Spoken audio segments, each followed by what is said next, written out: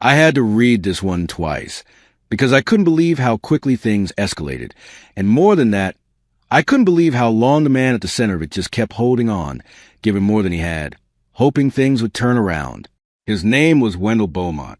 He was 41 years old, lived on the south side of Memphis in a two-bedroom house on Crum Boulevard, above a print shop that smelled like toner and old coffee. He worked freight logistics at the port for 11 years, and he drove a 2009 Silverado that had one cracked taillight he kept meaning to fix. Wendell was the kind of man who noticed things.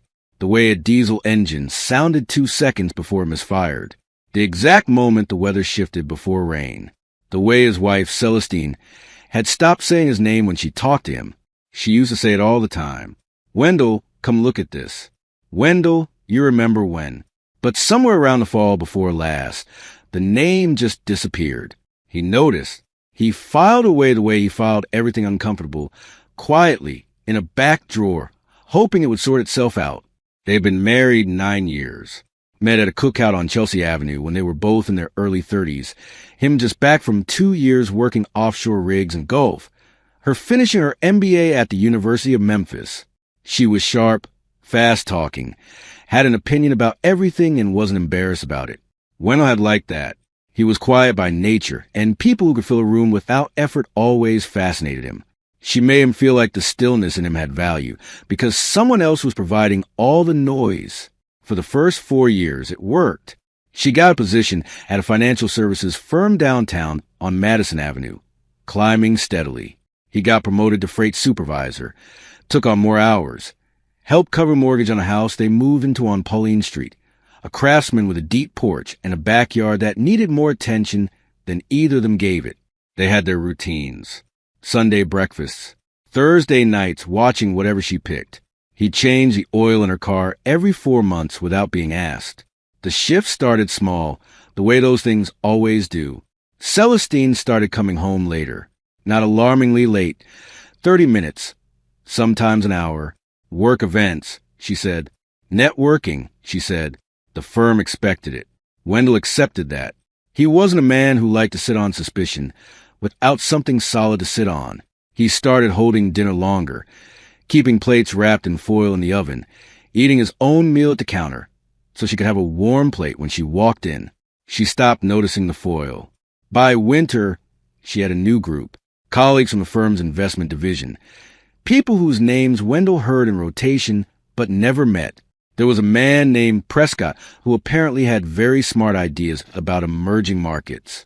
Celestine mentioned him the way people mention someone they think about more than they intend to, offhand, casual, the same story twice in 1 week. Wendell set that in the back drawer too, but the drawer was getting full. He started noticing the phone. Not snooping, just noticing. She used to leave it on the kitchen counter face up. Now it was always face down. Screen brightness turned all the way low. She took it to the bathroom. She angled it away from him when she typed. None of it was proof of anything. He knew that. He had seen men lose marriages over suspicion that turned out to be nothing, and he was not going to be that man. But he started sleeping lighter, which for someone who usually slept like equipment meant something. The first time she was openly short with him, they were at a dinner for a firm at a private event space on Beale Street, one of those places with exposed brick and wine lists printed on craft paper. Wendell wore his good suit, the charcoal one, pressed it himself that afternoon. He asked her a question. Something simple, something about whether they should take a vacation that spring. She looked at him the way you look at someone who has interrupted something important and said, "Not now. I'm in the middle of a conversation." He had not seen her in a conversation. She had been standing alone. He let it pass. He was good at letting things pass. That was, depending on who you asked, either his best quality or his worst one. His mother used to say Wendell could let water off a duck's back even when the water was on fire. He took that as a compliment. Celestine had started saying it differently. She said he was passive. Said it at a dinner with her colleagues once, laughing while she said it, like it was a charming quirk. He smiled. He went home and sat in the kitchen for an hour after she fell asleep, thinking about whether letting things pass had somehow become something else without him noticing. 3 weeks after that dinner, she started keeping separate hours. He would come home from a 12-hour shift at the port, boots still dirty, hands smelling like hydraulic fluid.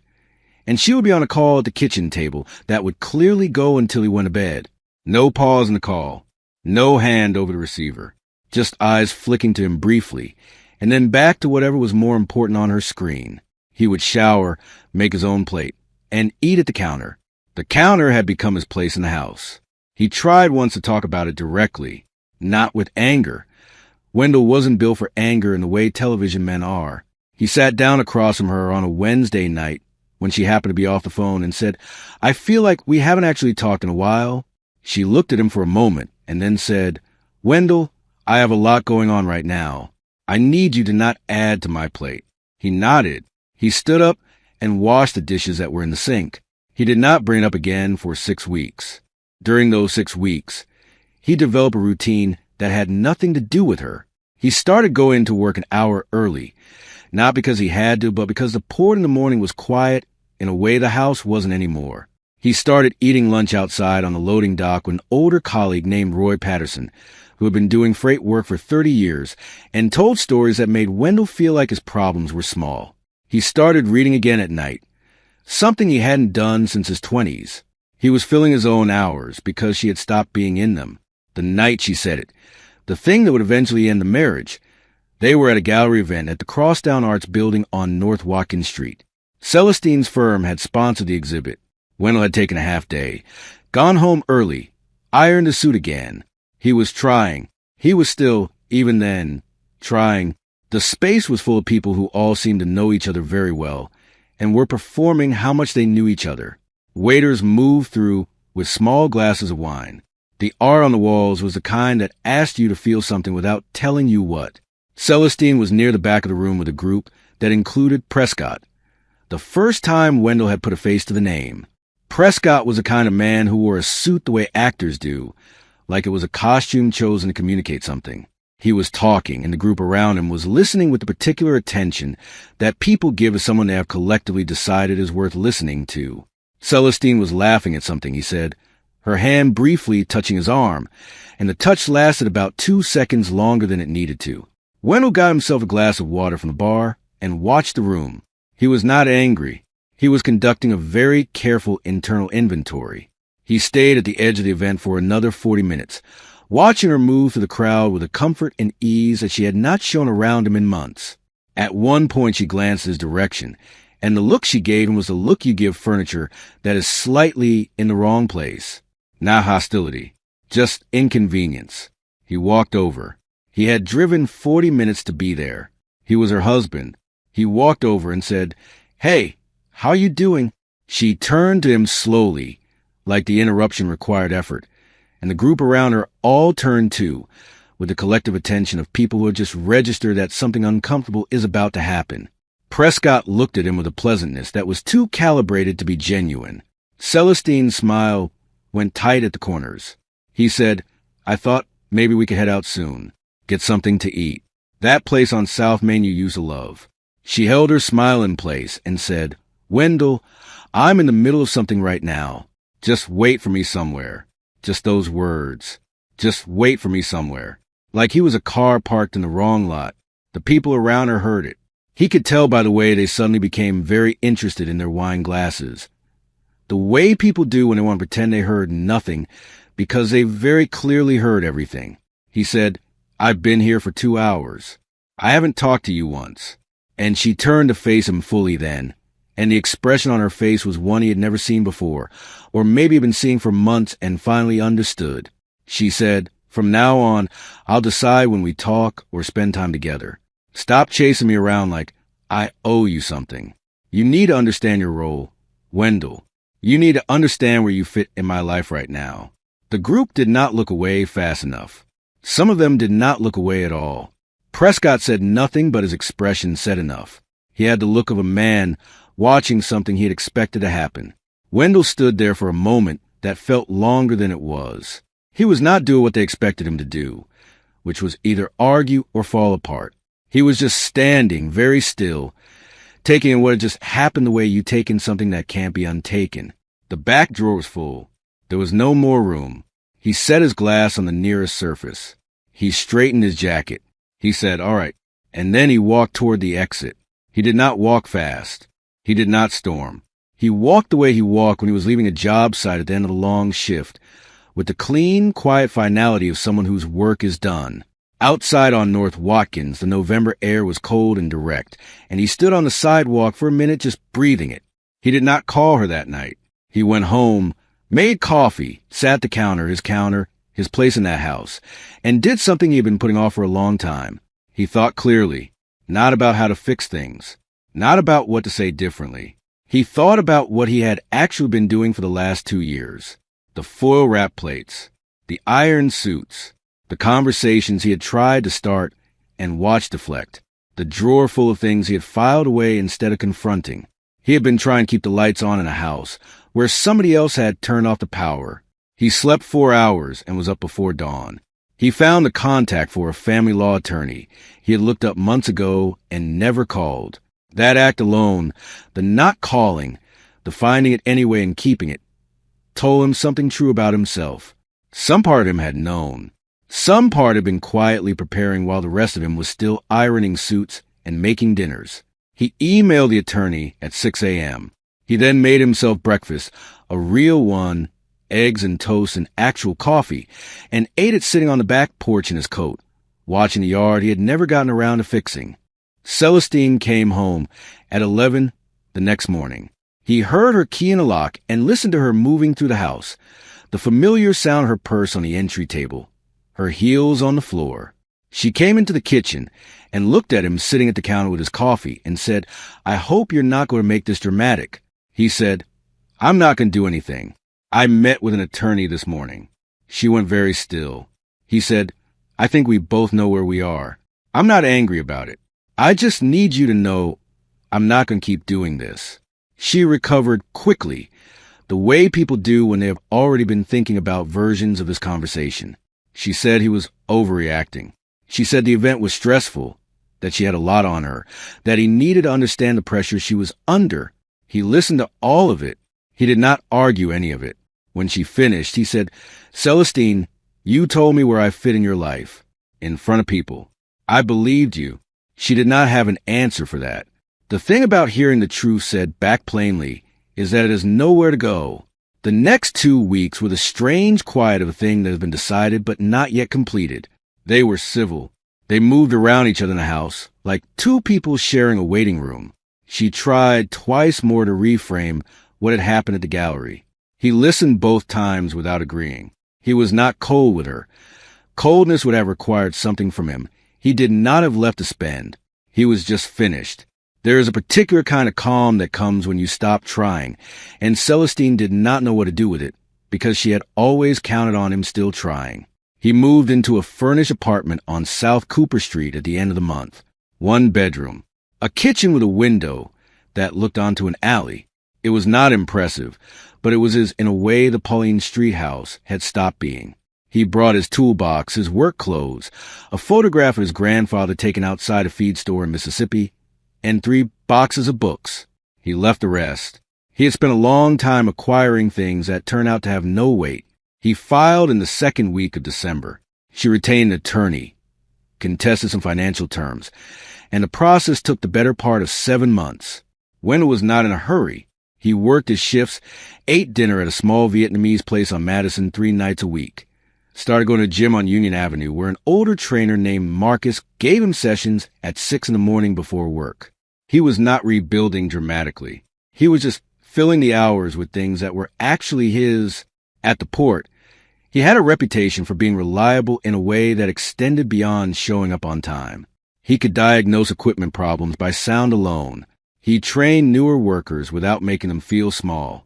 His supervisor, a man named Curtis Webb, who had been running freight operations at the port for 2 decades, told him in January that he was being considered for a management position that had opened up. Wendell said he would think about it. He thought about it for 3 days and said yes. It was the first significant yes he had said to anything in 2 years.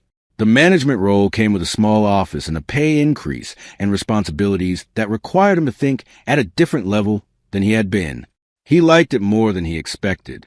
He started taking a class 2 nights a week at Southwest Tennessee Community College. supply chain operations. He was the oldest person in the room by about 15 years, and he didn't mind.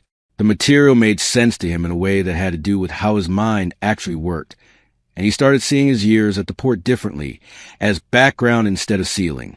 Celestine, meanwhile, had made a decision that would take another 8 months to fully collapse. Prescott, it turned out, was not what it appeared to be at those gallery events and firm dinners. His actual professional history had gaps in it that the right questions would have revealed. Celestine had not asked the right questions, or had asked them and accepted answers that suited what she wanted to believe. She had moved money, her own savings, a portion she had no business moving from a client, account she managed, into a private investment fund he had described in terms that should have had alarm bells in them for someone with her training. Wendell heard about it from a woman named Daphne Briggs, who had worked in Celestine's apartment and called him in April, not out of malice, but because she thought he should know and didn't know who else to call. She said the firm had begun an internal audit. She said the client account discrepancy had been flagged. She said Celestine was in serious trouble and seemed to be counting on Prescott to back her up, and Prescott had already retained his own attorney. Wendell thanked Daphne. He sat with the information for a while. He did not feel what he had expected to feel. He felt something closer to sadness than satisfaction. He had been married to her for 9 years, whatever she had become in the last 2 of them. He had also known the version of her that read out loud to him in bed, that cried at the end of a documentary about a river delta, that called her mother every Sunday afternoon from the porch. People are not one thing. He knew that. He also knew that what she had done was entirely her own doing, and that there was nothing in it that belonged to him to carry. The divorce was finalized on a Tuesday morning in late June. Wendell signed the papers at his attorney's office on Union Avenue, in a conference room with a window that looked onto a parking lot. His attorney, a composed woman named Lenora Graves, went through each page with him carefully and said at the end, "You handled this well." He said he wasn't sure what handling it well looked like from the outside, but he appreciated her saying it. He shook her hand and drove to work. He had a 10 a.m. staff meeting, and he was not going to be late. The firm terminated Celestine in July. The licensing board opened its own process in August. Prescott had given investigators a statement that put the origin of the investment scheme squarely on him, but also documented in detail the way she had moved funds without proper authorization, which meant she could not escape her part of it. Her attorney negotiated the terms. She avoided criminal charges but surrendered her credentials and agreed to a civil settlement that took most of what she had saved. The leased car went back. The apartment on Front Street she had moved into after leaving Pauline Street became unaffordable. She called him once. It was a Sunday morning in September. He was at the Vietnamese place on Madison, eating pho and reading for his class. He looked at the name on the screen for a long moment. He did not answer. He set the phone face down, which he noticed, and finished his meal. He played her voicemail later in his car. She said she was struggling. She said she knew she had no right to ask him for anything. She said she hoped he was doing well. She said she was sorry. There was a pause at the end, the kind where you can hear someone deciding whether to say one more thing, and then the call ended. He did not call back, not out of cruelty. He thought about it, sat with it, tried to locate whether there was something he owed her in the form of a response. He decided there wasn't. He had already given her what he had. He had ironed suits and warmed plates and filed things away in back drawers until there were no drawers left. And he had stood in that gallery on North Watkins and taken the full weight of what she thought of him without flinching. There was nothing left to owe. He deleted the voicemail on Wednesday. It was a clean, ordinary Wednesday. That felt right. The management position had grown into something else by October. Curtis Webb was moving into a regional director role and had told Wendell privately that he wanted to recommend him for the port supervisor job. It was the kind of thing that would have felt unreal to him 2 years earlier, when he was eating at counters in his own house and scheduled his life around someone else's patients. Now it felt like the next logical step in a sequence that was finally moving in a direction he had chosen. He accepted the recommendation without hesitation. He still drove the Silverado. He had replaced the taillight finally. He still ate at the Vietnamese place on Madison. He still went to Marcus at the gym on Union Avenue 3 mornings a week, though now they talked as much as they trained, Marcus being the kind of person who had things worth listening to. He had not started dating. That was not a wound or an absence. It was simply not where he was yet, and he was done moving before he was ready. He had learned, at some cost, what it looked like when you kept moving before you were ready. One evening in November, exactly a year after the night at the Crosstown Arts Building, he drove past the building on North Watkins. He was not doing it deliberately. He was on his way back from a supply run, and it was on the route. He glanced at it as he passed. The brick front, the lit windows, the cars parked along the street. He felt very little.